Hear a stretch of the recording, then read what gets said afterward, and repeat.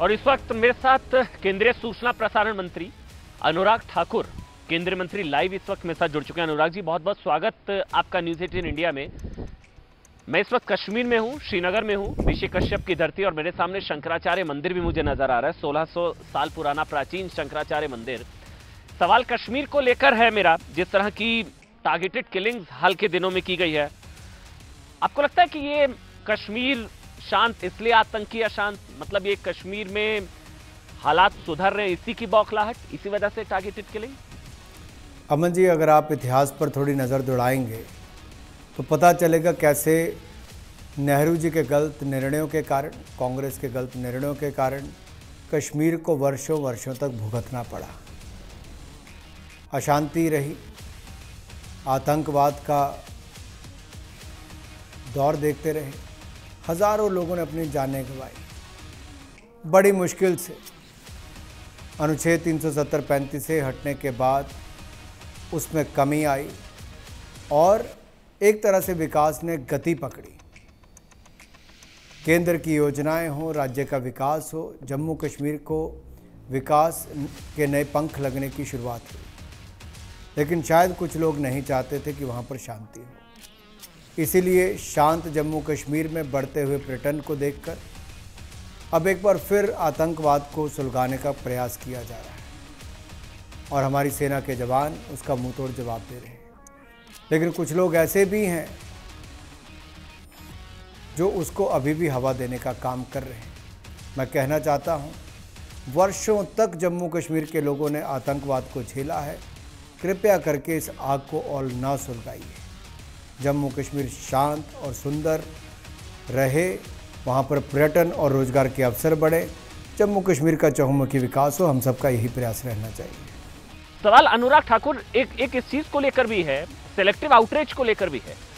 सवाल इस चीज को लेकर भी है कि लखीमपुर जाने वाले लाल चौक आएंगे, मतलब एक गजब का सन्नाटा है। अनुराग ठाकुर, किसी को कोई दर्द नहीं है, किसी को कोई गुस्सा नहीं है।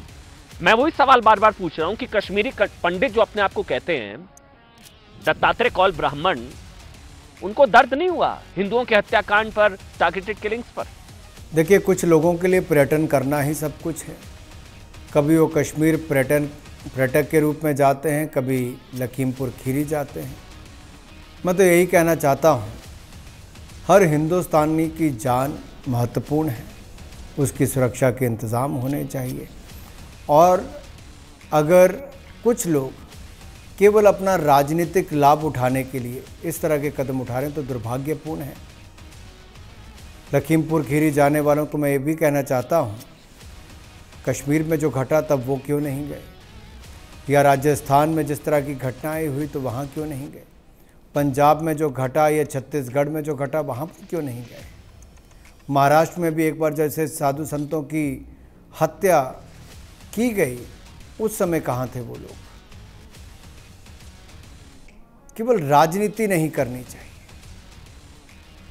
और लाल चौक तो मैं इसलिए भी कहना चाहता हूं क्योंकि लाल चौक पर मैं तब गया था जब 2010-11 में कांग्रेस की सरकार के समय पथराव हमारे सैनिकों पर होता था। हज़ारों सैनिक घायल हुए। कलकत्ता से कश्मीर तक की यात्रा मैंने स्वयं की। और अमन जी, आप तो स्वयं कश्मीर में देख रहे हैं अभी भी किस तरह से वहाँ पर हालात बदले हैं, किस तरह से वहाँ पर विकास को नए पंख लगे हैं, गति मिली है, और क्यों ये अशांति का प्रयास दोबारा किया जा रहा है। लेकिन सवाल तो आपसे भी है अनुराग जी, आप केंद्रीय मंत्री हैं। जो हालात इस वक्त कश्मीर का है, जिस तरह की टारगेटेड किलिंग्स हैं, लोग 90 के दौर को याद कर रहे हैं, लोगों के जहन में डर है, खौफ है, पलायन की भी खबरें हैं। कश्मीरी पंडितों की घर वापसी और उनके भविष्य को लेकर आप क्या देखते हैं कश्मीर में? देखिए, वर्षों तक कश्मीरी पंडित न केवल जम्मू में बल्कि देश के अलग अलग कोनों में जाकर उन परिस्थितियों में जिए, टेंटों तक रहने के लिए मजबूर होना पड़ा, अपने बड़े बड़े घर छोड़कर आने पड़े।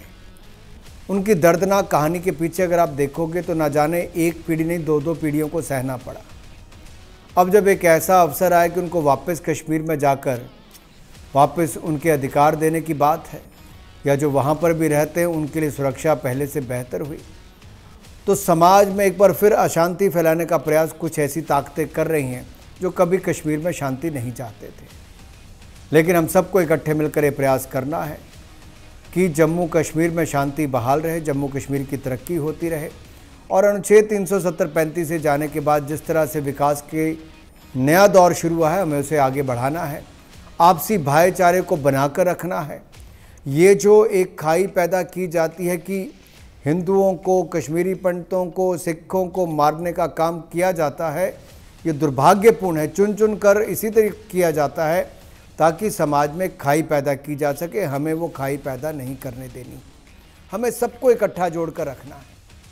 लेकिन अनुराग, बार बार ये जहन में यही बार बार सवाल आता है अनुराग जी कि अब तक नहीं समझ में आ पा रहा है कि गुनाह क्या था। मतलब सुपिंदर कौर की हत्या क्यों की गई, क्यों एक गोलगप्पे वाले, क्यों एक केमिस्ट वाले बिंद्रू, माखनलाल बिंद्रू, क्या गुनाह क्या था? वीरेंद्र पासवान की क्या गलती थी? वो तो मतलब, और सुपिंदर कौर, ये लोग तो शिक्षक थे, इनका तो धर्म पूछकर चुन चुनकर आईडी दिखाकर इनकी हत्या की गई। देखिए, अगर प्रिंसिपल सिख धर्म से थी या कोई हिंदू व्यापारी था, उसको मारने का प्रयास, उसको मारा गया, तो ये अपने आप में कहीं ना कहीं सोच वैसी थी कि समाज को बांटने के लिए एक वर्ग के लोगों को वहाँ पर ख़त्म करके अशांति फैलाने का काम किया जा रहा है। लेकिन हम सबको ये प्रयास करना चाहिए कि समाज में एकजुटता बनी रहे, आपसी भाईचारा बना रहे और ऐसी भविष्य में घटनाएं ना हो। हमें सबको मिलकर एक कड़ा संदेश देना चाहिए कि जम्मू कश्मीर के हमारे सभी धर्मों के भाई बहन एकजुट हैं। जम्मू कश्मीर के लोग शांति चाहते हैं, विकास चाहते हैं, तरक्की चाहते हैं और यही संदेश देना बहुत आवश्यक है। बस जाते रहते अनुराग जी, कश्मीरी पंडितों में और एक सेक्शन में बड़ी नाराजगी है सरकार को लेकर। आप क्या कहना चाहेंगे, क्या भरोसा, क्या आश्वासन उन लोगों को देना चाहेंगे? लोग कह रहे हैं कि 90 का दौर वापस आ गया, उससे ज्यादा खौफनाक मंजर है। मैं यही कहना चाहता हूं, भारत सरकार हर संभव प्रयास कर रही है कि वहां पर जिन लोगों ने इस तरह के कुकृत्य किए हैं उनको कड़ी से कड़ी सजा भी दी जाए और भविष्य में ऐसी घटनाएं ना हो, उसके लिए भी कड़े कदम उठाए जाए।